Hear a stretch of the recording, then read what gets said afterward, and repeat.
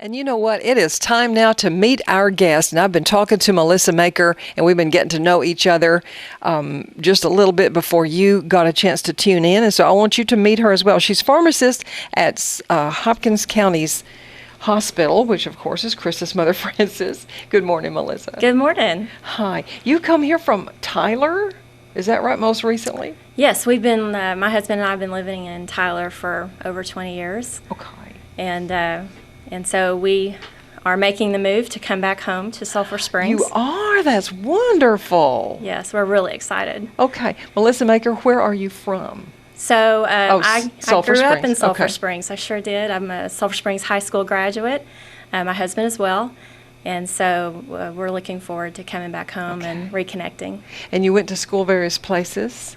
Yes, so when I left here, I went to started at East Texas State and then transferred to UT Austin, where I received my pharmacy degree. And then we lived for a short time in Dallas at Methodist. I worked at Methodist, and then came to Tyler with my husband's job, and worked at UT Health Science Center at Tyler for 19 years. And so it is time to come home. And you and Jeff have been married how long? 30 years. 30 years. Well, we're so glad that you're coming back to Hopkins County. Thank you. And that you're already here because you work at our hospital. Tell us about your job. Okay, so I'm the pharmacy supervisor at Christus Health Sulphur Springs. It's a small little department that has great people that are doing their absolute best to ensure safe, effective medication care for you while you're in the hospital. And I've been here 2 weeks. Just 2 weeks? Yes. Okay. Well, I'm so glad. Brand new. These questions are coming up from, we hear it on the news, and from some people around town you hear talk about the COVID vaccine with school coming up and the summer ending and maybe travel as well. What's on our horizon for staying protected and up to date? Okay. So if you've already received the vaccine, that's great. We are seeing these variants, and I'm sure you're seeing that in the news. The Delta variant finally reached majority, so the majority of infections currently, 51%, are the Delta variant, which you've probably heard about. But the wonderful news is that our Pfizer and Moderna vaccines are doing very well against the Delta variant. We are seeing a little bit of an uptick in COVID cases that are being reported, but people that have been vaccinated are not among those. So that's wonderful. That's good. So if you're vaccinated, you can rest assured that you're protected. Now it's a 95-ish percentage protection, so there is a chance you might get it. But we're seeing that if you do, you're not going to tend to be hospitalized or in danger of losing your life. So the people that are being that are positive for COVID right now are unvaccinated, younger people right now. Okay, all right. Well, excuse me. We hear things, of course, we all hear things on the news, and I wanted to say that you're in close contact with the CDC and their truths that they send down to us daily and their findings, but this Delta variant is just now reaching our part of the United States. Is that right? Well, it's been here for a while, and it is the dominant variant now. I think there's a new one that they've just started talking about. I don't know that we've seen that one in the East Texas area yet. But as professionals are watching this as well as we citizens, then it's showing that our vaccines that we got of either of those two types are holding fast. Absolutely, and that's the great news. That's the good news. You know, when you hear about the variants, everyone's concerned about whether the virus has mutated to an extent that the vaccine won't work anymore. And of course, that means we would have to get a new vaccine and start this whole vaccination process over. And that's what everyone was worried about. And what we are seeing is that is not the case. In fact, the CDC came out this week and said at this time they're not even recommending boosters. Now, you will hear people talking about the manufacturers that are working on boosters, and that's not a bad thing, right? If they have some time to work on the boosters, a little bit more time in development, that's a good thing.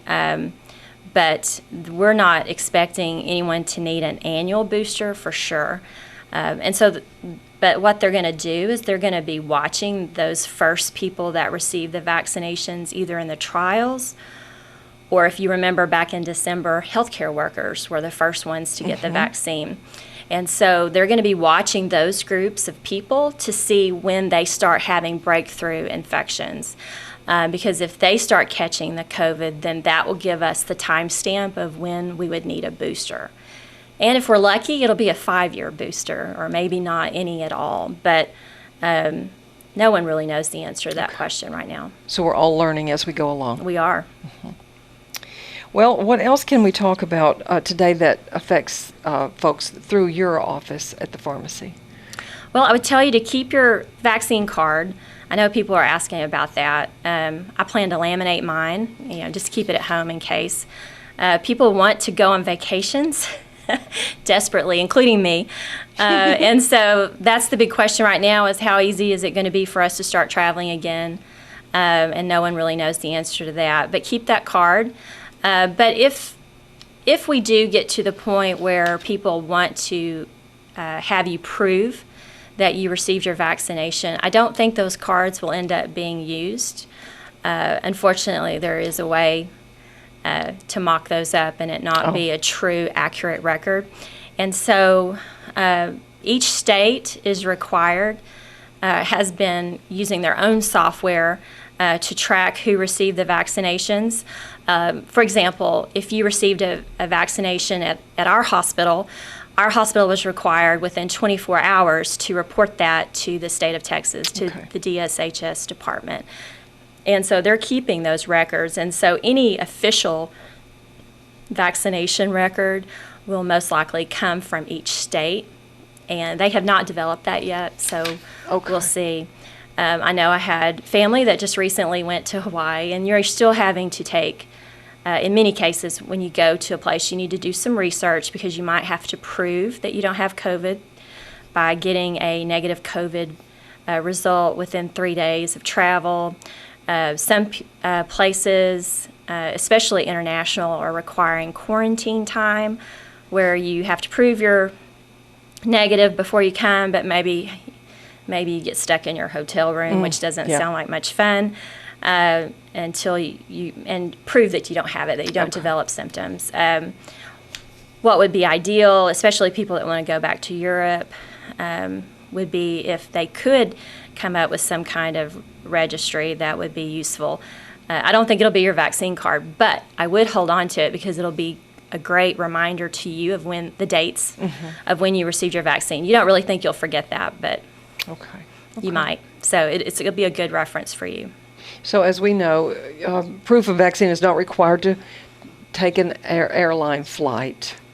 Those kinds, and yet. that talk was going around by a lot of people earlier before the vacation season. No, it's not required. So we're good on those levels. What about school? School starting soon. So I have not heard anything that would indicate the schools are going to be requiring a COVID vaccine prior to return. There are a few universities that are. I did a quick internet search. There's only 3, and they're private in Texas. One of them was Rice. The other 2 were kind of new to me, Paul Quinn and St. Edward's. But their websites say we're watching to see what the CDC is going to recommend. We definitely encourage you to get your vaccine. You may or may not have to wear masks in the classroom, but right now no one's requiring it. Now, both manufacturers, Pfizer and Moderna, have instituted or have applied basically for final approval, which is expected sometime this fall. So I think it may change in the fall when they receive final approval. I think more schools might, decide whether they want to make it a requirement or not. There are some hospitals that are starting to require it across the nation for their healthcare workers, and so it may very much be in the future that you'll have to do it for your job and potentially for school as well, but not in the next 4 or 5 months, probably. Okay, okay. All of that is very good to know because people are asking and talking among themselves, and parents want to know, and grandparents want to know the answers to these things. Did we cover about COVID vaccine booster? A little bit. Right now, we're not expecting to have a booster for an Okay. annual basis. Okay. The question will be how long. Okay. Yeah.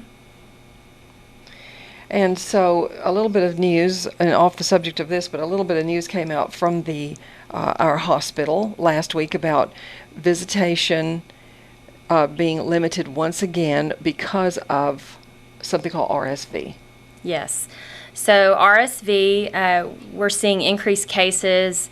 That's respiratory syncytial virus, much easier to say RSV. It's a highly contagious virus. It's been around for a long time. Mostly impacts children where they have cold symptoms, coughing, runny Okay. nose. But it is more of a danger for our younger children, like in the nursery, premature infants especially, Okay. or anyone that might already have lung disease, children that have lung disease or heart disease.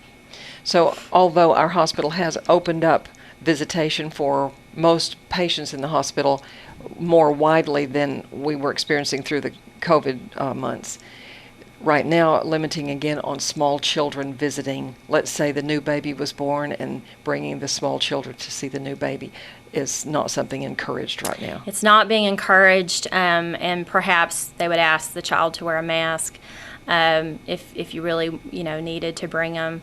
But we just don't want small children, especially under the age of 6 months, to be exposed to RSV if they don't have to. Okay. So, and the RSV is not something that adult or elderly patients are being